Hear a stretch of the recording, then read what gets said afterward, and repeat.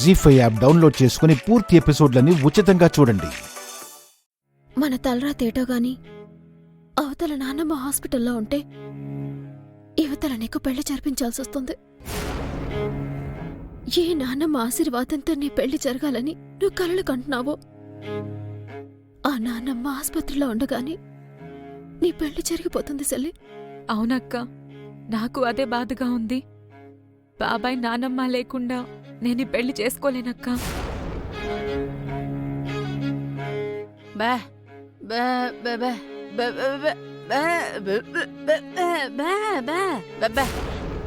లత, ఇంత దూరం వచ్చాక మా నాన్నమ్మ మా బాబాయ్ లేకుండా పెళ్లి చేసుకోను అంటే మా అమ్మకి నీ మీద అనుమానం వస్తుంది.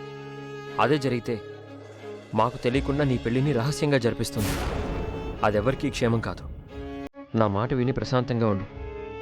ఎలా జరగాలని రాసిపెట్టుంటే అలాగే జరుగుతుంది. చిట్టి, నేను మీకు చెప్పిందేంటి, మీరు చేస్తుందేంటి?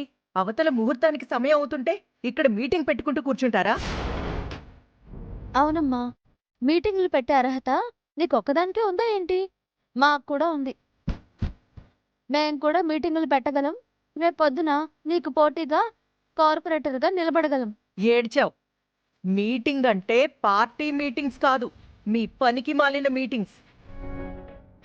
మా మీటింగ్ల సంగతి తర్వాత. అవతల శేషమాంబగారు హాస్పిటల్లో ఉన్నారు. ఆవిడికి ఏమవుతుందో ఎలా ఉంటుందో అని మేమందరం టెన్షన్ పడుతుంటే నువ్వు మాత్రమేటి ఏటి పట్టించుకోకుండా లత పెళ్లికి హడావిడి చేస్తున్నావు. కొన్ని రోజులు ఈ పెళ్లిని వాయిదా వేయచ్చు కదా. కుదరదు. అనుకున్న ముహూర్తానికే పెళ్లి జరిగి తీరాల్సిందే, అంతే.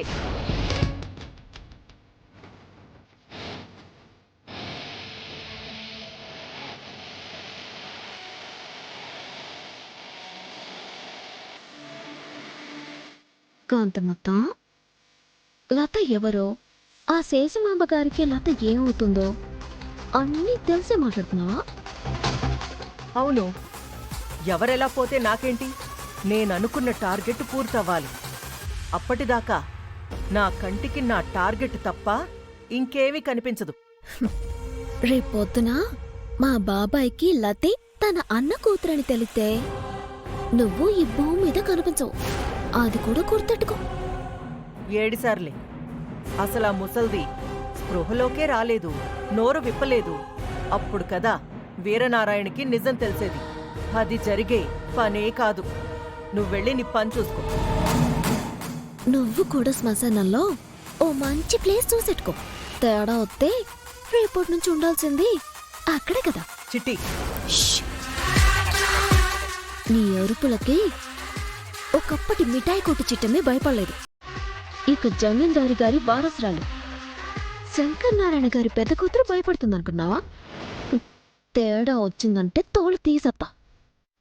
అయినా ఈ పెళ్లి జరిగితే కదా. ఏమన్నావ్? అవును, మా నానమ్మ వీరనారాయణ బాబాయ్ లేకుండా ఈ పెళ్లి జరగదు. ఈ చిట్టమ్మ జరగనివ్వదు. రాసెట్టుకో.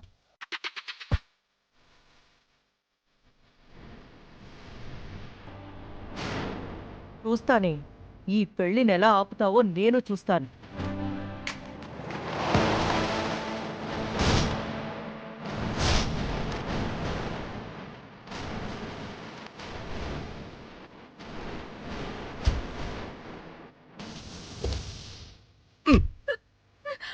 రావే. రా.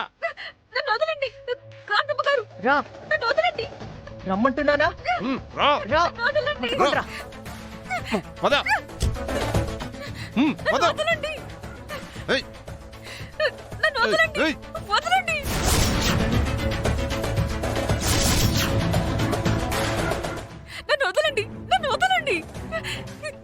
ఏంటే ఓవర్ యాక్షన్ చేస్తున్నావు? నేనేమైనా నీకిష్టం లేని పెళ్లి చేస్తున్నానా? నీకీ పెళ్లి ఇష్టమని చెప్తేనే కదా నిన్నిక్కడికి తీసుకొచ్చాను. అవునండి, మీరు చెప్పేది నిజమే. నేను కాదనట్లేదు. నా పెళ్లి మా నానమ్మ బాబాయ్ల చేతుల మీదుగా మా చిట్టమ్మక్క సమక్షంలో జరగాలని మీకు చెప్పాను కదండి. అయినా వాళ్ళెవ్వరూ లేకుండా నా పెళ్లి జరిపిస్తాను అంటే నేను ఎలా ఒప్పుకుంటానండి?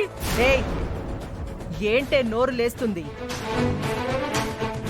నా కన్న కూతుర్నే గదిలో బంధించి మూడో కంటికి తెలియకుండా నిన్నిక్కడికి ఎందుకు తీసుకొచ్చామో తెలుసా? నీ బాబాయ్ గాడు, అదే వీరనారాయణ గాడికి నువ్వే తన అన్న కూతురన్న నిజం తెలిసిన మరుక్షణమే నా ప్రాణం తీస్తాడు. ఈ ముసలి మినిస్టర్ గాడిని నిలువున నరికేస్తాడు.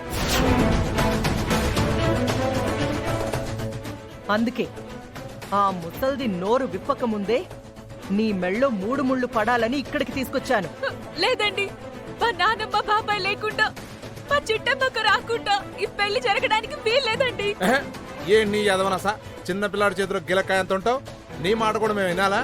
నోరు మూసుకొని ఆ ముసలాడి చేతిలో తాడి కట్టించుకో. కాంతమ్మ, ఈ పెళ్లికి పులిరాజు కోటిగాడు అవసరమా? పక్కా అవసరం మినిస్టర్. పెళ్లి పీటల మీద నీ పక్కన ఇది కూర్చోవాలంటే వీళ్ళిద్దరూ నా పక్కన ఉండాల్సిందే.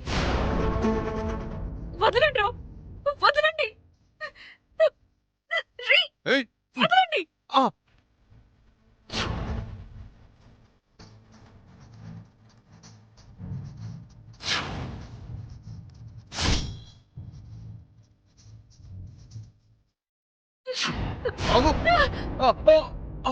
అమ్మా అయ్యో, పారిపోతుంది, పట్టుకోండి. ఏయ్,